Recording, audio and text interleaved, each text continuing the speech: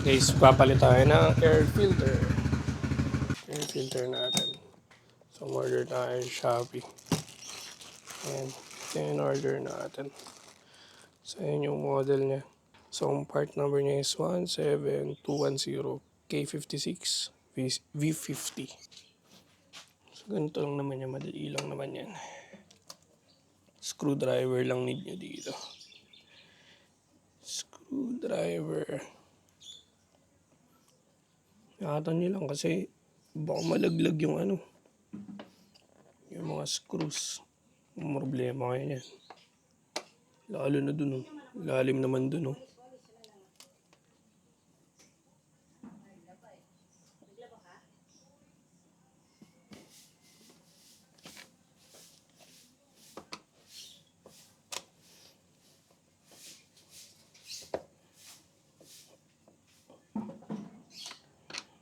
Yan, 4 na screw lang naman yan, guys.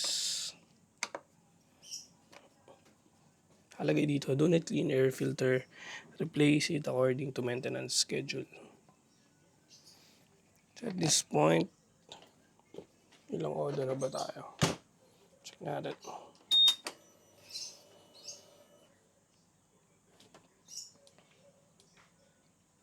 9.8. So almost 10K. So okay na yan, palitan na natin. Palitan na natin yung air filter natin. So ito siya. Nakadumi na, oh. Tinan nyo. Palitan na lang natin siya na ito. Madali lang naman. Dito siya bubunutin. Yan. Dumi, oh. Grabe, guys. Nakita nyo. Nakita nyo yung idadagdag na performance nito. Kung hindi madumi yung air filter nyo. Diba? So, same na same naman siya. So, tama lang.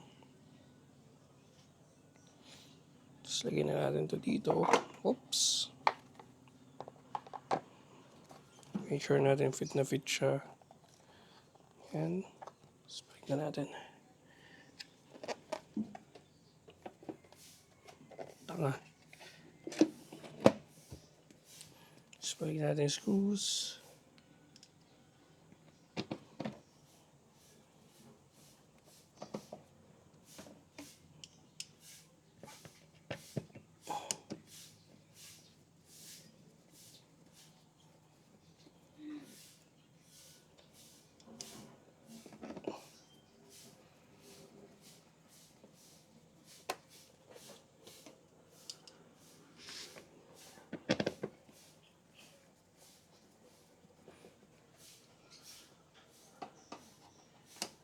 So, higpitan natin diagonally.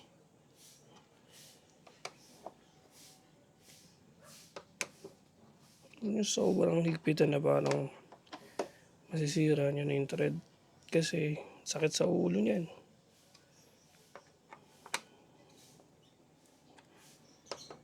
Tamang higpit lang. Okay. So, sound check, sound check.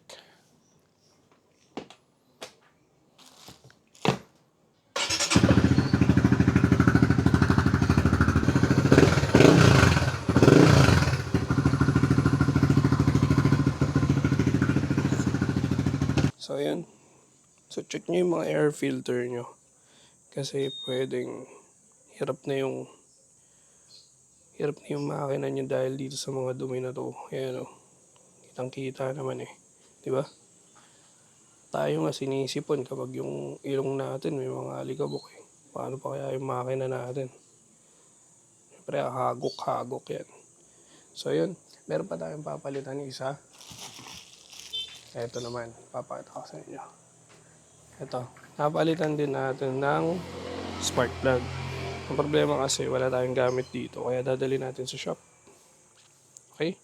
Palitan natin to. So, dalawa papalitan natin today. So, yung spark plug tsaka yung air filter which is nagawa na natin. So, punta tayong shop para ipapalit yung spark plug. Tingnan natin kung yung performance is nag-improve. So ayan yung part number niya, MR9C-9N. Okay? So balikan ko kayo kapag napalitan na at para sa testing natin. So ayan guys, papunta tayo ng shop kasi papalitan natin yung spark plug nito ni WinRX natin. Kanina napalitan na natin yung air filter. So ayan, parang feeling ko lang feeling ko lumakas siya. Mas gumanda yung response niya. Almost 10k na rin, bali 9.8k auto tayo ngayon. Napansin natin kanina, napakadumi ng air filter natin. So hindi natin alam kung anong restrictions ginagawa nun, lalo na't naka-remap tong motor natin. Kaya mas maigi talaga na may preventive maintenance tayong i-apply, which is yun nga, pinalitan na natin. At least mas maganda, tuloy-tuloy yung airflow. Feeling ko lumakas yung hatak niya. Feeling ko lang bigyan ka ng extra stability dun sa hatak ng motor mo. So malapit lang tong shop na to sa amin guys, HZY. And dito lang siya din sa Antipolo. Sana wala masyadong tao. Yan, ito yung shop. Yan. Right.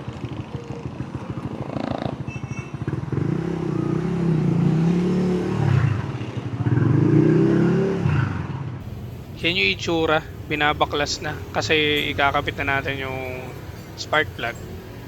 Yan, gutay-gutay na guys. Dami palang natanggalin. Ito nga pala yung itsura nung lumang spark plug natin guys. Gumagana pa naman siya pero may higit mapalitan na natin kasi medyo malayo na rin yung tinakbo ng motor natin. Ayan siya. Same naman yung ipapalit natin. Papalinis na rin pala tayo ng sprocket guys kasi madumi. Total, nandito na rin naman tayo eh. Ayan, palinis na natin. Dumi oh. Tapos na tayo magpapalit ng spark plug. So, ito test na natin siya ngayon. Nagpalinis na tayo ng kadena tsaka sprocket. Ang dumi na kasi. Testing natin ngayon. Tingnan natin yung performance. Samahan nyo ako. I-withdraw muna tayo. Naubusan tayo ng Honda.